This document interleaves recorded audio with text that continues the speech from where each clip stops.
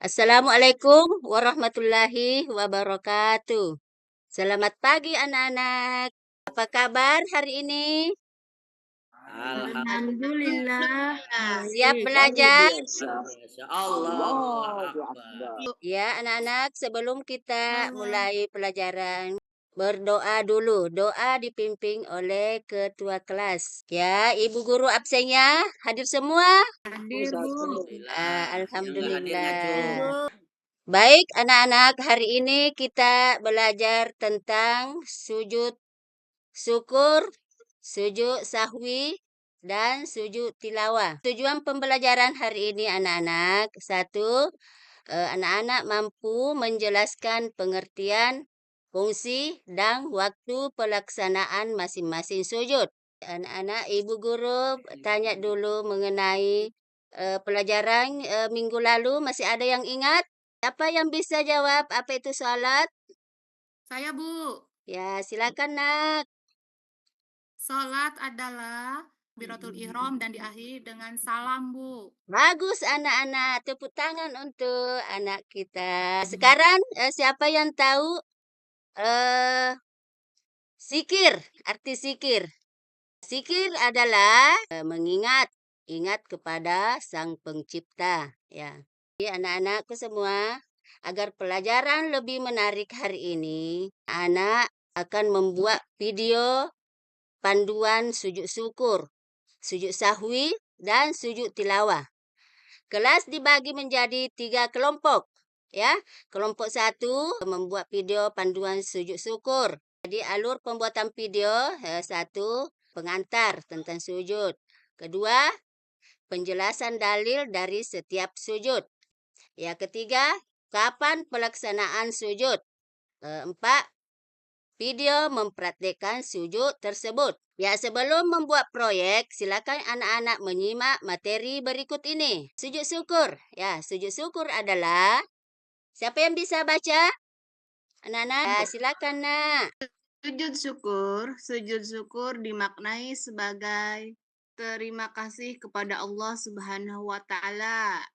Ya, terima kasih. Ya, jadi kita melaksanakan sujud syukur ketika kita mendapat nikmat dari Allah dan terhindar dari bahaya. Nah, ingat juga itu kalau kita terhindar dari bahaya, kita harus bersyukur karena kita terhindar dari bahaya. Sabda Nabi yang artinya dari Abu Hurairah, sesungguhnya apabila datang kepada Nabi Shallallahu Alaihi Wasallam sesuatu yang menggembirakan atau kabar suka, beliau langsung sujud bersyukur kepada Allah.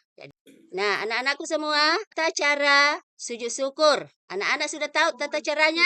Jadi, Dulu, Bu. ya silakan nak. Mau kemana? Anak Mau ke Wahidin? belakang, Bu. Pengen pipis. Ya, silakan nak. Jadi, Biasanya tata lama cara tuh, Bu. melaksanakan sujud syukur. 1, menghadap kiblat. Ya, niat dalam hati untuk sujud syukur. Ya, ketiga, sujud seperti sujud di dalam salat. Ya, dan membaca doa. Siapa yang bisa baca doanya, anak-anak? Bismillahirrahmanirrahim. Subhanallahi walhamdulillahi wala ilaha illallah wallahu akbar. Ya, Sadaqallahul bagus. azim. Terima kasih banyak. Ya, jadi, yang keempat, duduk kembali dan salam. Sekarang kita pindah ke sujud sahwi. Apa itu sujud sahwi? Ya, sujud sahwi merupakan sujud karena lupa atau ragu dalam salat. Sujudnya dilakukan 2 kali sebelum salam. Hukumnya adalah sunnah. Jadi, sebagaimana Nabi Muhammad Shallallahu Alaihi Wasallam, apabila salah seorang di antara kamu ragu dalam salat, apakah ia telah mengerjakan 3 atau 4 rakaat, maka hendaklah ia menghilangkan keraguannya dan salatnya diteruskan menurut apa yang ia yakini. Kemudian hendaklah ia sujud 2 kali sebelum salam, sesudah baca tasyahud akhir. Ya, sujudnya berapa kali anak-anak? 2. Ya, 2. Jadi, anak-anak, sujud sahwi dilakukan karena beberapa alasan. 1, lupa tidak melakukan salah satu rukun salat seperti rukuk atau sujud. Kedua, ragu atau lupa jumlah rakaat. Ya, ketiga, lupa membaca doa kunut. Kapan dilakukan doa kunut, anak-anak? Pada sholat subuh. subuh, Ya, rakaat bagus kedua. sekali. Selanjutnya, kekurangan atau kelebihan jumlah rakaat. Ya, jadi diharuskan kita sujud kalau kita ragu-ragu di dalam melaksanakan sholat. Ya, ya, tata cara sujud sahwi. Ya, salam kita melakukan sesudah baca tasyahud akhir, kita sujud sebanyak 2 kali dengan membaca doanya. Apa yang bisa baca doanya? Ya, silakan Nak Wahidin. Yes. Bismillahirrahmanirrahim. Subhana malayanamu wala yashu. Ya, bagus sekali. Dua, bangun dari sujud dengan membaca takbir. Ketiga, duduk sebentar.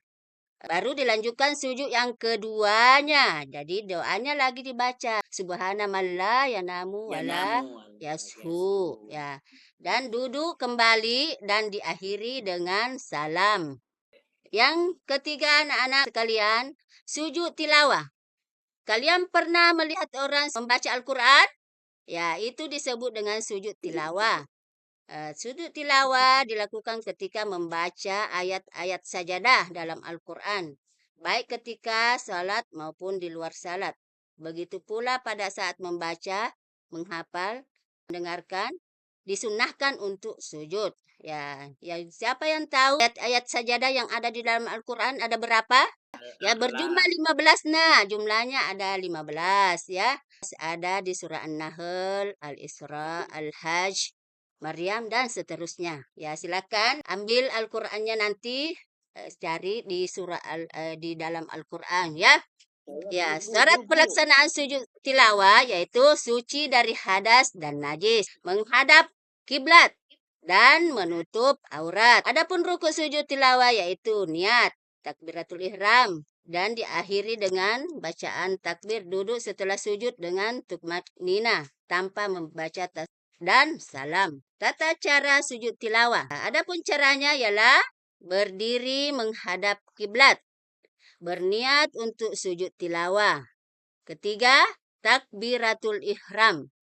Keempat, melakukan sujud cukup 1 kali dengan membaca doa. A'udzu billahi minasyaitonir rajim. Bismillahirrahmanirrahim.